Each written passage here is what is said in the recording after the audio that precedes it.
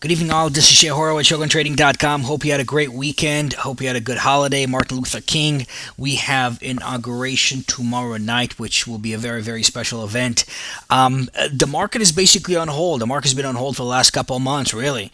The market is waiting to see what kind of policies, what kind of changes would happen when Barack Obama takes over. I'm not exactly sure what's going to happen because the economic situation, of course, changes on a dynamic basis, and therefore I think the policies also change on a dynamic basis. And I think that's what the market is also afraid of. The market is always afraid of uncertainty. The market always wants to know what will happen next. Tomorrow, Tuesday, is the first day of a short week. It's also inauguration, and therefore it's going to be a very slow, very choppy day. Later on, we have earnings coming in, all the big ones, all the big companies that they're coming out with earnings.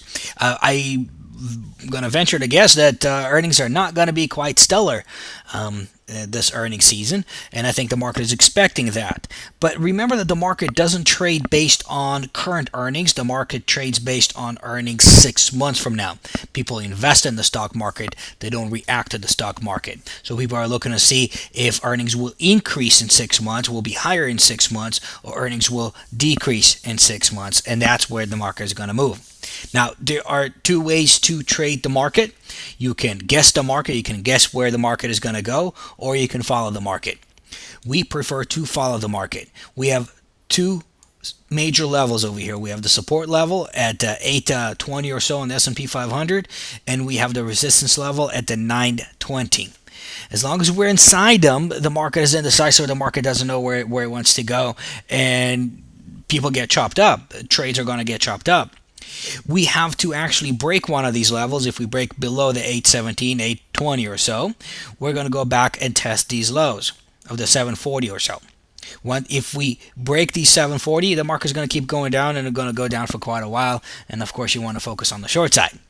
If the market bounces back up, bounces above the 920, then it'll have 1,000. Once it breaks 1,000, it will keep going up, and we're going to have a bull market.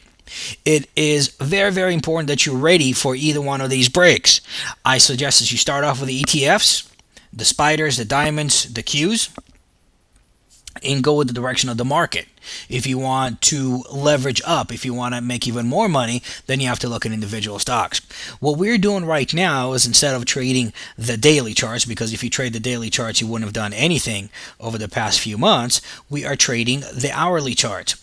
Hourly charts are really good right now, and the reason why they're good is because they allow you to catch the trends that last a few days. People think that hourly charts are necessarily day trading, but they're not.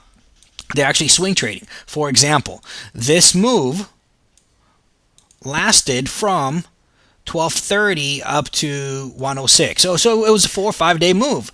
This move lasted from 1716 all the way to 114. So it was also, again, a week hold. So if you can hold for a week, that is swing trading. It's not day trading. Now, if you trade the daily charts exclusively, you would miss these trades, or you would get chopped up in other trades. But if you trade hourly charts at this time, then you actually make some money.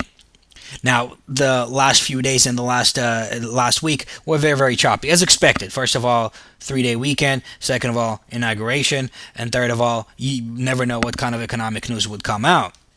That's why we had all this chop. Now, we're looking short-term basis at 818 again as our support level, and 856 as our resistance level. This is just on the S&P 500. If we penetrate the 856, we're going to go long. We're going to go long on all of our trades. If we penetrate below the 817, we're going to go short on all of our trades.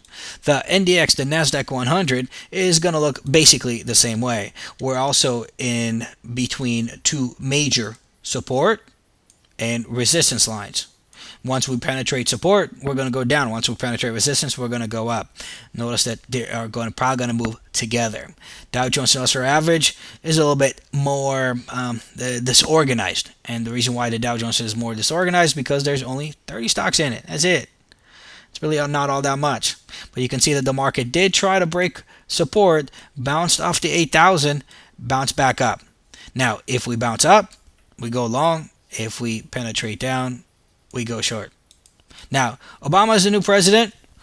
New administration. I am not sure what kind of laws, what kind of programs they're going to enact.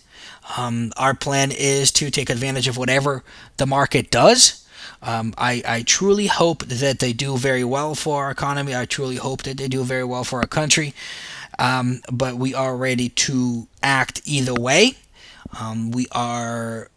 We're removing our ego from the market. We're removing the emotions from the market, and we're going to follow the market whichever way it goes. That is the best way to trade. Have a great week. Watch out for earnings. Watch out for the morning gaps, because the morning gaps on earnings can be horrendous. Don't pay attention to the negativity out of the earnings reports. Do not get sucked into the depression that most people have right now. Do not get sucked in all of the depression that earning reports are going to come out with. Remember that your earning is up to you. Your trading is up to you. And if you stay positive, then you are able to take advantage of both direction. And it doesn't matter what the earnings reports are, as long as there's movement, you'll be able to make money off of it. And that's the bottom line. Have a great week. Take care.